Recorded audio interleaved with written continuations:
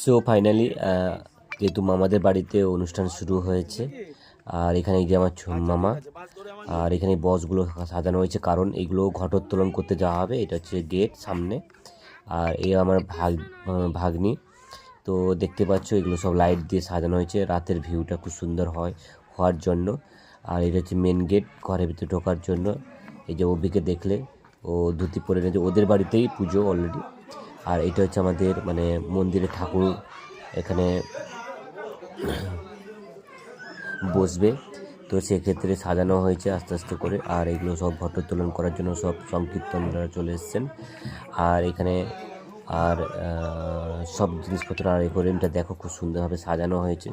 So guys, যদি ভিডিওটা ভালো লেগে থাকে আর দেখো আরও কাকে কাকে দেখায় শেয়ার করছে। আমার এই যে ভাই আরও সবাই চলে এসে পাঞ্জাবি পরে নিয়েছে, দেখতে পাচ্ছ খুব ফুল